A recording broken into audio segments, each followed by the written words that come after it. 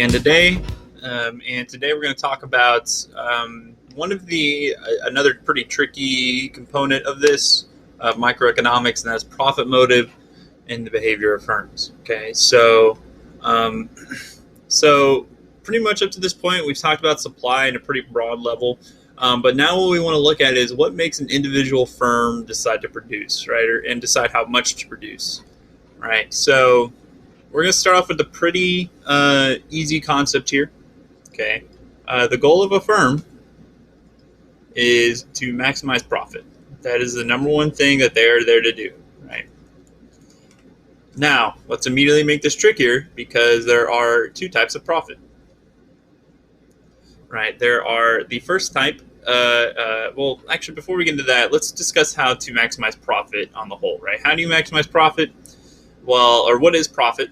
Let's say what that is, right? That is going to be revenue minus cost. Okay, so to maximize profit, you need to maximize revenue while also minimizing cost as best as you can, right?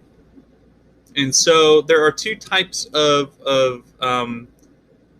costs, right? And then two types of profit, really, right? So actually, let me get rid of this real quick. All right, so there are two types of costs, which will help determine what type of profit we're kind of talking about, right? So the first type of cost is going to be accounting costs.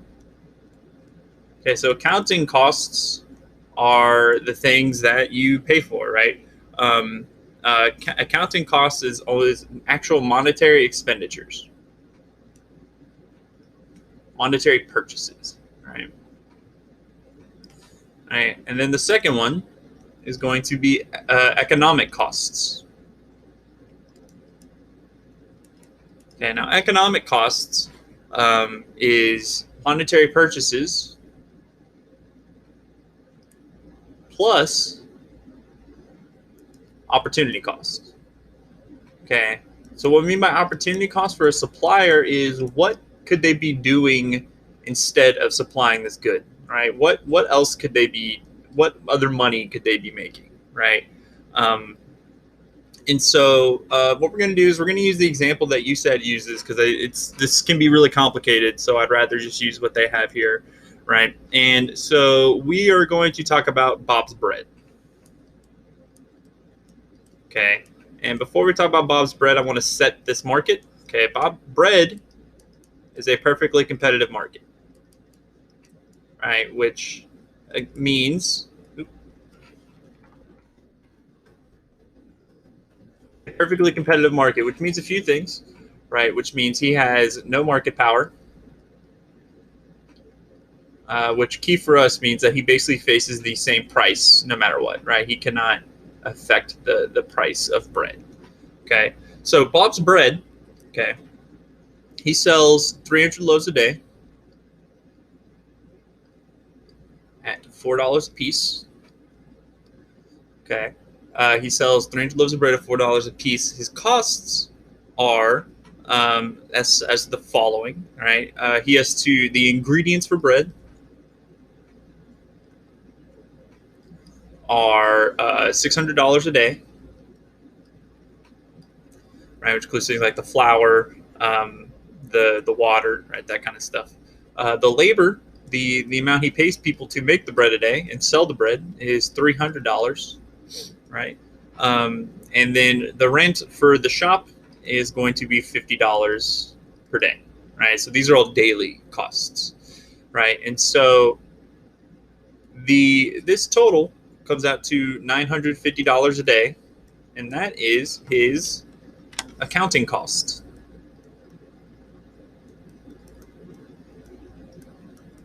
Okay. However, he had previously worked as a manager at another company, right?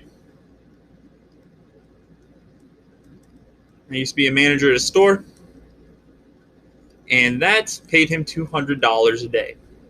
Okay, so he's losing out on these $200 a day, which makes this a cost, right? So his total costs, his economic cost is $1,150 a day. Now, at 300 loaves of $4, he makes $1,200 a day, which means he's coming out with a profit, an economic profit of $50 a day. So his economic profit, right, which is, again, with his economic cost, is equal to $50 a day, whereas his accounting profit, which is not including his opportunity cost, is equal to $250 a day. Okay, so let's talk about some of his decision making here, right? And especially why he's at 300 loaves of bread a day, right? So let's talk about these costs here, right? There are two types of costs within the day-to-day, within the accounting cost. Okay, within the accounting cost, there are fixed costs, which fixed costs don't change based on how much you make of a good. Don't change based on quantity produced.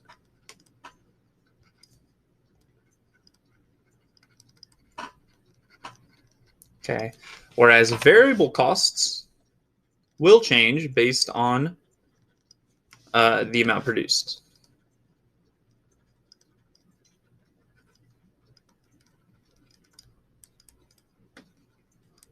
Okay, so let's take a look at the list of goods over here that are fixed and the list of goods over here that are variable. Okay, so what might be the fixed good or goods, right? Well, the fixed good in this case for this is rent. Okay, he has to pay that rent no matter how much he makes of that good, right? He has to, if he owns that business, he's paying $50 a day for rent, period.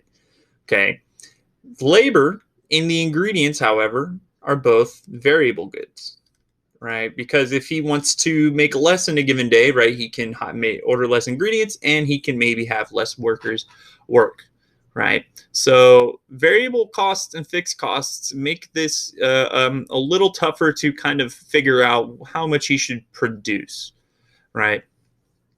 And so because we have variable costs, right, because we have this right here, what this means is that the cost per good changes, right? The cost per good is variable because these costs are not all fixed. If these costs are all fixed, we know exactly how much it would cost to produce any amount of loaves. Whether it's 300 loaves or 400 loaves or 500 loaves, right?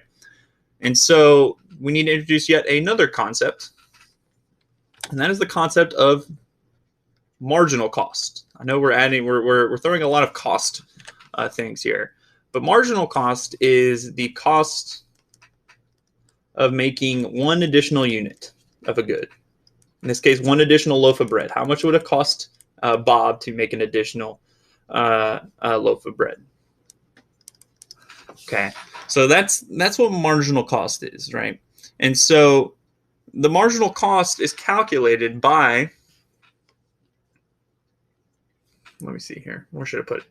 So marginal cost is equal to the change in cost, right? The increase in cost divided by the increase in the quantity of bread produced, right? Or increase in the good produced. And that's the units, that's not percentages, right? So as an example, let's say that he changed the amount of bread he was making from 50 units to 100 units, 100 loaves of bread. Sorry, not 1,000, 100 loaves of bread.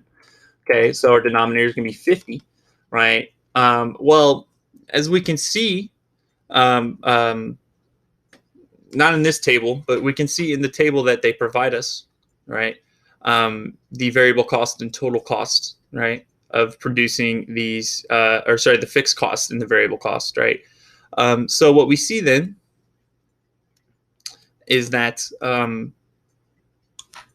the change in marginal cost here is going to be at $50 or 50 loaves of bread, excuse me, It's going to cost $358 to produce everything.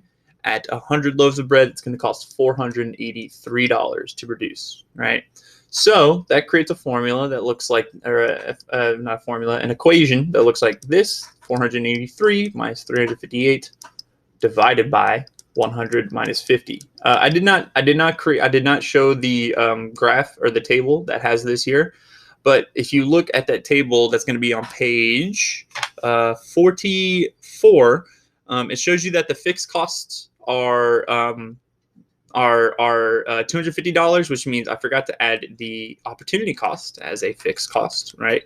That is also a fixed cost, right? His opportunity cost of missing out on managing this store, right? But his variable costs change each day depending on how much of the good he's going to make, right? So what we see here then is going to be using the mathematics, good old mathematics, $2.50 a unit, right? Now, what we want to look at then is the marginal revenue, okay, to compare marginal cost and marginal revenue, right? And so marginal revenue is the same as, man, can't spell this morning. Marginal, oh, come on, there we go. Marginal revenue, right, is the revenue of selling one additional unit. Now, in this particular market, this is very easy to understand because it's a perfectly competitive market. In a perfectly competitive market, this is always the same. Because in a perfectly competitive market, since there is no market power, right, any increase or decrease of the amount they're producing and selling does not change the market price. Okay, so we have seen already that the market price for bread is $4.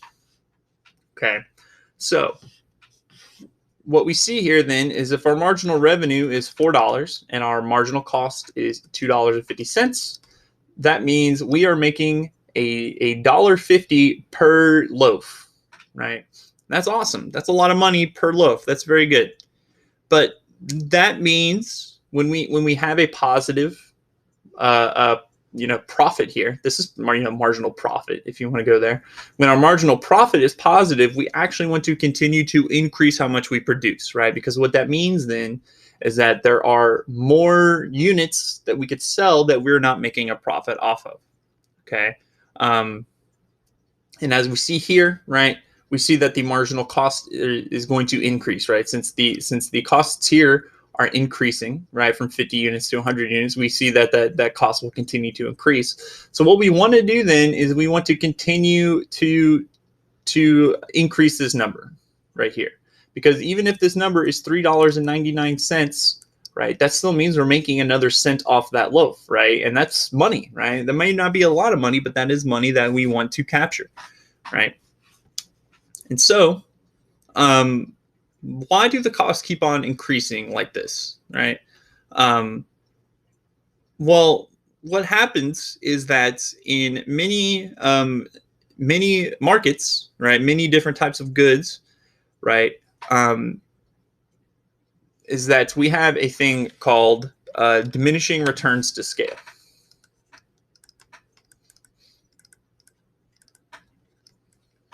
So you would think it's probably possible for costs to actually go down the more you produce, or marginal costs to go down for more units you produce, because you're using the same materials, right? You're using the same equipment, right? You can become more efficient and stuff like that. But what happens is that at some point, right, the amount of the inputs you use, right, and this is not a scientific definition I'm going to give you here, but at some point, the inputs used are no longer productive or no longer efficient, are as efficient as they were, right? So case in point, here in this particular example, right? So Bob only has one place that he's renting at, right? One building, right? And so because of that, he can only put so many ovens in there, right, to make the bread. And once he's put all those ovens in there, right, he's not going to really be able to make more loaves possible, right? Unless he increased rent, then we increase fixed costs, buys a new place, et cetera, right? And so maybe you need one person per oven, right? Maybe one person per oven, maybe two people per oven is efficient and profitable, right? But as soon as you start to add more labor into that system, right? What if you have 3 laborers per oven? All of a sudden, you're probably having 1 or 2 of those people just kind of stand around, but you're still paying them, right? So because of that, right, we see the increase in workers produce less and less actual profit per worker, right? They're not as efficient as the original ones were, right? Okay, so that's why we see kind of the increasing cost, that the increasing costs as we increase the amount of bread we're producing, right? Which you can see down here, right? The marginal cost continues to increase throughout as we produce more and more bread, right? So if we go back to marginal revenue equals marginal cost, right? If we understand the notion that we want to make marginal cost as close to marginal revenue as possible without going over, well, that creates a pretty simple equation for us, right? A company will produce goods until marginal revenue equals marginal cost. Okay, that is a key concept of microeconomics, right? The company will want to produce until marginal revenue equals marginal cost, right? Because that is the profit maximizing level.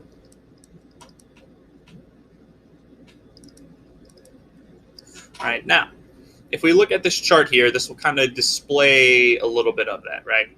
So we've set our marginal revenue of $4 at any given amount of loaves he's producing because, again, as we've said, it's a perfectly competitive market. They cannot change the price. And we've talked about how marginal cost will increase with the amount of bread produced due to the diminishing returns to scale. Okay, so when we put these numbers together, right, basically what we're doing is we're going to multiply quantity by marginal revenue and quantity by marginal cost to get a total revenue and a total cost.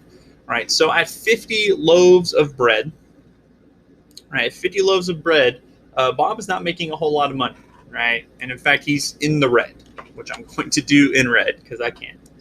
He's making a negative $158, right? He's not making money, he's losing money here, right? Let me go ahead and put all the equal signs here so I can possibly switch between colors, right?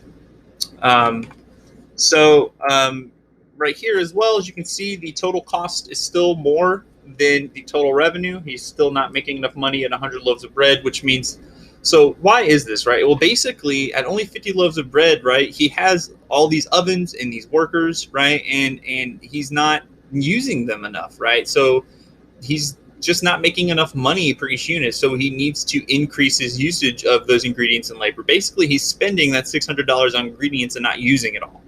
Right, or he's not necessarily spending $600 on ingredients. He's spending $108, but he's not using all of it efficiently, right? Same thing here at 150 loaves of bread, he's still losing $25. Okay, now it is not until the quantity of 200 units being produced that he starts to move into the green, and here he makes $17 of profit. Okay. Whereas here at 250 units, he actually makes even more money, $42 in profit. Right here at 300 units, he is making $50 in profit. Right, and then here he's back down to 42 units. That's weird, right? That's strange. I wonder why that's happening. Likewise, right here at 400 units, he is making $17 in profit, and then back down here at 450 units, he is actually back to losing money at $25. Now he's making more money, he's selling more bread, but why is his profit going down? Well, again, that is because of the diminishing returns to scale, right? As he continues to increase the amount the costs to cover the amount that he is making, right? The variable costs are ticking up and up and up, right? And they're simply, at some point, there are simply too many variable costs to cover the revenues that he was making, right? And so what we see here is that we have this dollar amount right here, $50. $50 is where he's making the most profit. Let me see if I can get a circle for real. That's fine. Okay. And so that is at 300 loaves. And as we can see, that is where marginal revenue equals marginal cost, right? Because he is capturing all of this extra revenue, or excuse me, this profit, right? Again, at 250 loaves, he is making 23 cents per unit. Sorry, 33 cents per unit. So if he's making 33 cents per unit, well, he wants to continue to produce more, right? Because he's missing out on those loaves of bread that maybe make 32 cents per unit or 31 cents per unit, right? Or 30 cents per unit, right? So because of that, he's going to produce all the way until $4 equals $4. Now, you could also make the argument that he would produce up until the point where it's maybe 299 loaves and it's $3.99 per unit, because this last one doesn't really make him extra money. But just to keep it simple, right? That's why that happens. Okay. So as long as you're in a market with diminishing scales of returns to scale, right? This situation is going to happen where your profit maximizing amount is not necessarily just going to be infinite, right? And frankly, most industries have diminishing returns to scale. Okay. So now, how does this impact other producers, right? How does Bob's profits of $50 a day, what does that look like to other producers, especially in a perfectly competitive market? Okay. Well, what we see here is that other firms will notice Bob's profits. Again, this is economic profits, right? So this is including his opportunity cost of managing a store, right? So maybe you have other people who make bread who are managing stores and recognize that, hey, I can make $50 more a day if I open up this bread store, this bread making store, right? Other firms notice Bob's profits, and because of that, they will enter the market. And this is a perfectly competitive market, which means that one of the other things with no market power and perfectly competitive is that there are little to no barriers to entry, right? So it makes it very easy for firms to enter and then also exit the market, right? And what we will see is firms will enter the market. Firms will enter the market until economic profits are zero, right?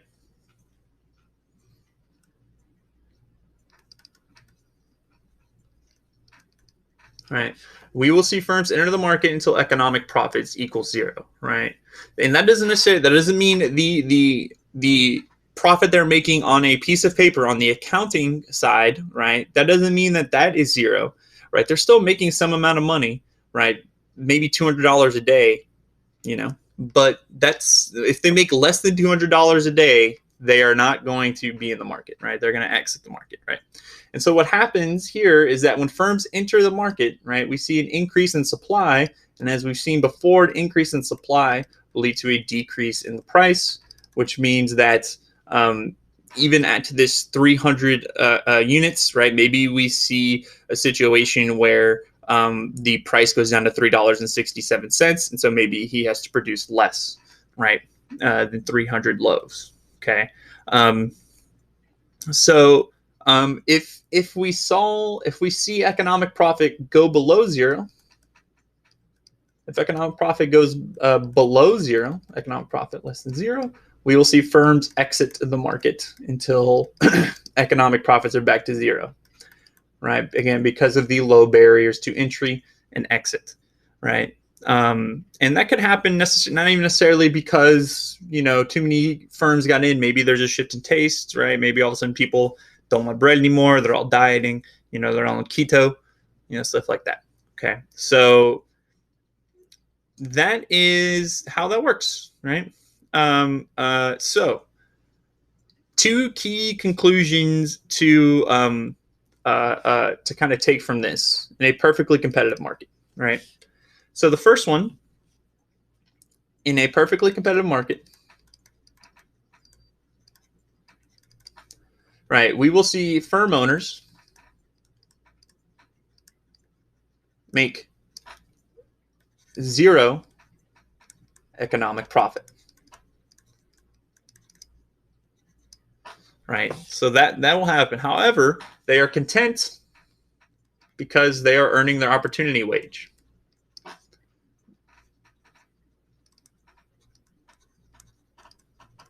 Right? Again, this opportunity, right? His $200 a day that he would get for managing a store, Bob is earning that alone. That is enough, right? And so that's okay, right? Um, this is their best alternative still. Secondly, right, is that this is kind of our second key function of prices, right? So they've already talked about one of those, right? It is rationing scarce goods, right? So what we mean by that is that those who need a good the most will get the good, right? Based on the price, right? If it's too expensive, people who don't need it won't get it, but the people who really need it will get it at the price that need it. They're at the price that it's at, right? Um, the second key one, the new one, right, is that it allocates resources uh, into productive channels, right? Allocates resources productively, right, and efficiently. Um, Basically, what that means is that you're not going to see firms necessarily enter a market that they're not going to make money in, right?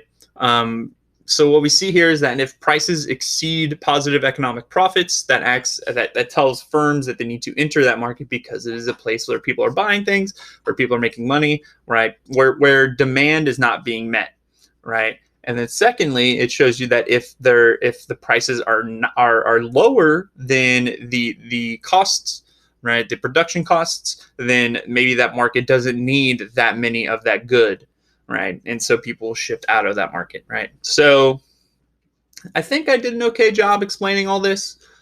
This can be really tough to understand, but just know that the key thing that firms will produce goods until marginal revenue equals marginal cost, right?